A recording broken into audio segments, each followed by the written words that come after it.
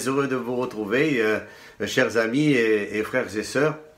Aujourd'hui, il y a un passage que je vous propose, se trouve dans la Bible, c'est dans l'évangile de Matthieu, c'est au chapitre 5 et au verset 13. Il est écrit ceci, « Vous êtes le sel de la terre ».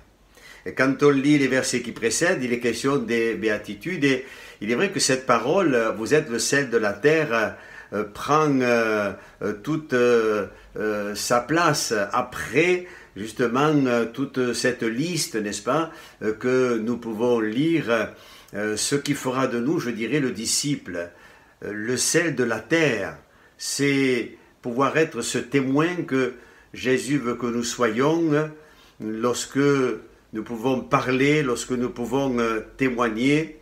La Bible nous dit également, dans d'autres passages, il est écrit que vos paroles soient assaisonnées de sel, dans Colossiens chapitre 4 verset 6, et il est vrai que lorsque nous témoignons, lorsque nous parlons, n'est-ce pas, eh bien nos paroles, comme le fait le sel, elles doivent apporter du goût dans peut-être des situations qui peuvent être fades. C'est vrai que le chrétien, le disciple de Christ, lui, il a une vie qui a été transformée. Quand on parle d'une vie qui peut être fade, c'était un peu notre cas avant que nous connaissions le Seigneur.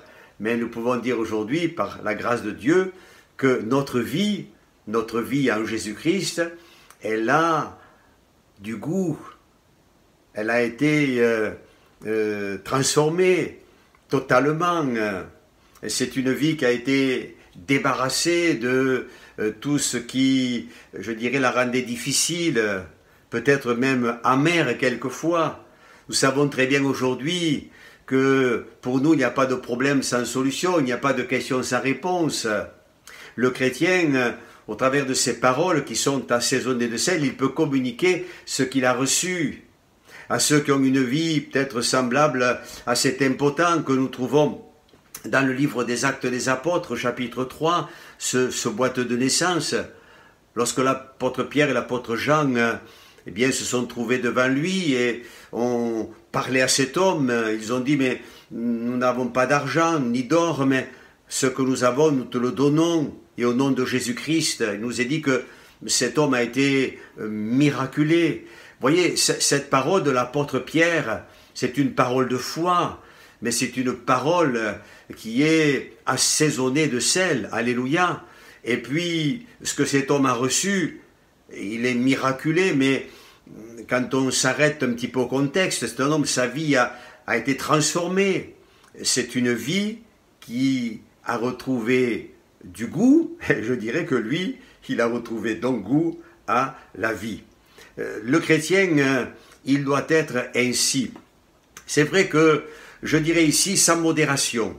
Quand on parle de sel, il est vrai, peut-être quelques-uns vont se reconnaître, quand on a des problèmes de santé, on va vous dire de faire attention, de ne pas trop saler. Et si c'est quelque peu salé, il ne faut pas en rajouter, parce qu'on risque d'avoir de plus graves problèmes. Mais concernant ce qui est spirituel, je dirais, ce n'est pas le cas. Le chrétien, c'est celui qui eh bien, doit toujours veiller à cela. Il y a tellement de vie, je cite celle de ce boiteux, mais il y a tellement de vie dans d'autres domaines.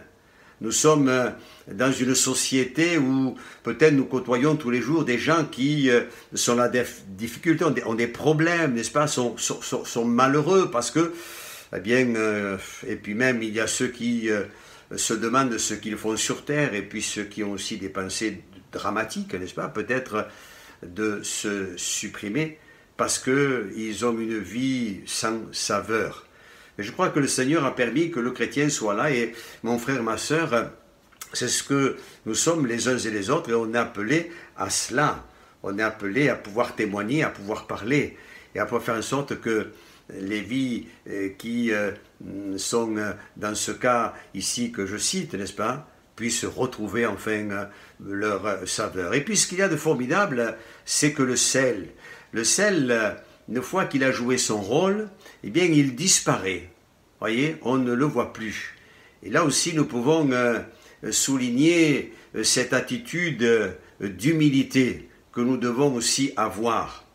La Bible nous dit « Revêtons-nous d'humilité ».